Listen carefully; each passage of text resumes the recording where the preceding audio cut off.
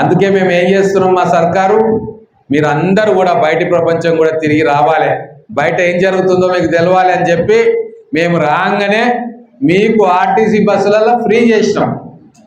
మనిషి ఇంటికి వెళ్ళి బయటికి వెళ్తే వ్యవహారం తెలుస్తుంది, ఎవరు ఏం చేస్తున్నారు ఎట్లా చేస్తున్నారు అని చెప్పి మీకు తెలుస్తుంది.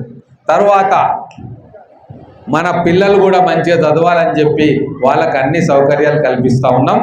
ఇప్పుడు కూడా మీకు ఇందిరమ్మ ఇండ్లు ఇచ్చేది మహిళల పేరు మీదనే ఇస్తూ ఉన్నాం. ఎందుకంటే మీకు ఇండ్లు మహిళల పేరు మీద ఇస్తే వాళ్ళు జాగ్రత్తగా దాన్ని చూసుకుంటారు, కట్టుకుంటారు.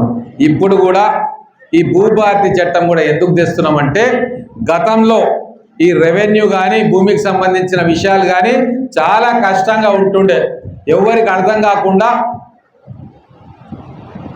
గత గవర్నమెంట్ చేసింది. ఇంతకుముందు గ్రామంలో విఆర్ఏలు విఆర్ఓలు ఉంటుండే, వాళ్ళ దగ్గరికి పోతే వాళ్ళు కొన్ని చెప్తుండే. కానీ ఇప్పుడు అవన్నీ తీసేసి ధరణి అనే చట్టం తెచ్చి మన భూములు ఎటుపోతున్నాయో ఏమవుతున్నాయో తెలియని పరిస్థితి.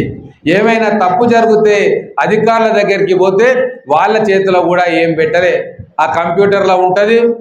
దాన్ని పై అధికారులు హైదరాబాద్లో ఉన్న వాళ్ళే మార్చగలుగుతారు.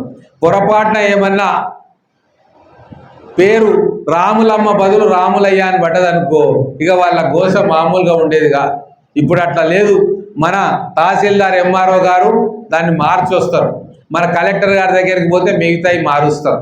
అన్నీ కూడా అధికారుల చేతిలో మీరు ఎట్లా చెప్తే అట్లా కరెక్షన్ చేయనీకే చాలా అందరికీ అర్థమయ్యేటట్టు ఇక్కడ కూర్చున్న మహిళలకు కూడా రాబోయే రోజుల్లో మీరు రిజిస్ట్రేషన్కి పోయినా ఎక్కడ పోయినా మీ అందరికి అర్థమయ్యేటట్టుగా చాలా సులభంగా ఈ చట్టాన్ని తీసుకొచ్చింది కాంగ్రెస్ ప్రభుత్వం.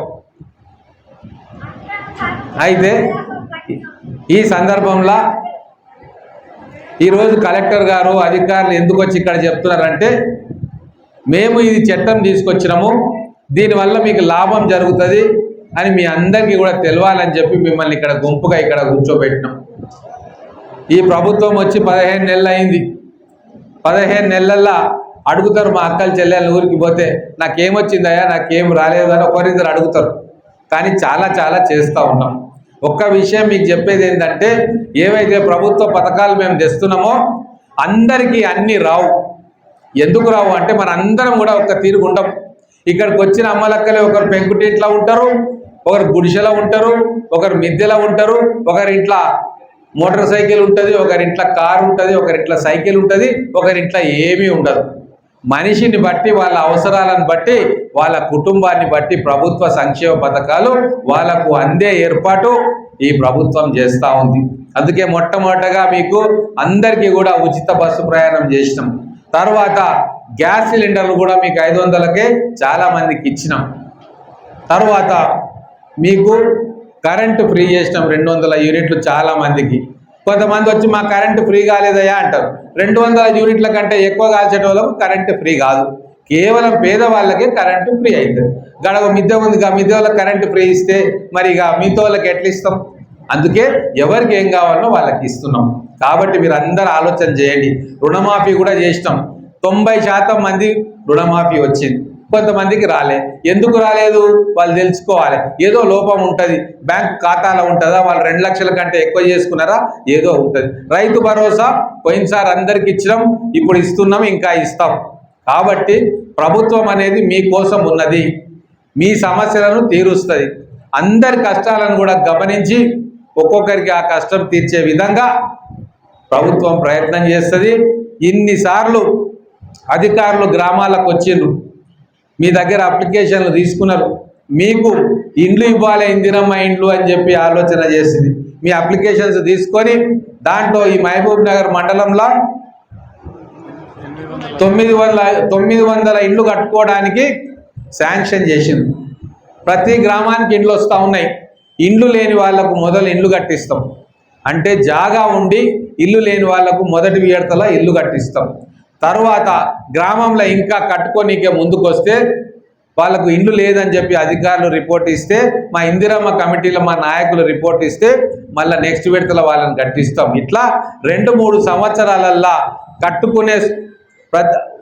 కట్టుకునే కోరిక ఉండి కట్టుకోగలిగే ప్రతి పేదవాడికి కూడా ఇల్లు కట్టియాలి. ఎవ్వరు కూడా పెంకుటింట్లో ఉండొద్దు, రేకుల షెడ్లలో ఉండొద్దు, టార్పాలిన్ కప్పులల్లో ఉండొద్దు. అందరూ కూడా మంచిగా స్లాబ్ ఇండ్లల్లో, చెత్తిండ్లల్లో ఉండాలి అని చెప్పి మా ప్రభుత్వం ఈ ప్రయత్నం చేస్తూ ఉంది. మీరందరూ కూడా ప్రభుత్వానికి సహకరించండి. మీకోసం పనిచేయడానికి మేమందరం ఉన్నాం. మా కలెక్టర్ గారు కూడా మీకు ఏ సమస్య వచ్చినా పరిష్కరిస్తారు. మీకు ఏ ఇబ్బంది ఉన్నా కూడా ఇక మహిళలు పోతే అయితే పక్కా పరిష్కరిస్తారు సమస్య మా కలెక్టర్ గారు. మా రైతులు కూడా ఏ సమస్య వచ్చినా మా అధికారులు మేము ముందుండి చేస్తాం.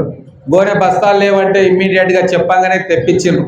రైతు కేంద్రాలు, కొనుగోలు కేంద్రాలు లేవంటే అధికారులు వెంబడే అప్పటికప్పుడు ఏర్పాటు చేస్తున్నారు. ఇప్పుడు రాబోయే రోజుల్లో వేసవి కాలంలో మీ గ్రామాలలో మంచినీటి సమస్య ఉంటే మా దృష్టికి తీసుకొస్తే వెంబడే ఆ సమస్యను పూర్తి చేస్తాం.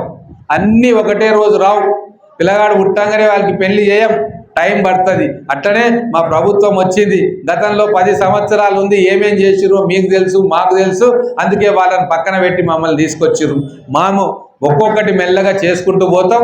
మేము మీకు హామీ ఇచ్చినవన్నీ కూడా ఒకటొకటిగా నెరవేరుస్తామని చెప్పుకుంటూ ఇంత పెద్ద ఎత్తున మీరు అందరు ఇక్కడికి వచ్చి మా భూభారతి సదస్సులను ఇంత బ్రహ్మాండంగా సక్సెస్ చేసినందుకు, సఫలీకృతం చేసినందుకు మీ అందరికీ కూడా ధన్యవాదాలు. మీ అందరికీ దండం, నమస్కారం. జై హింద్.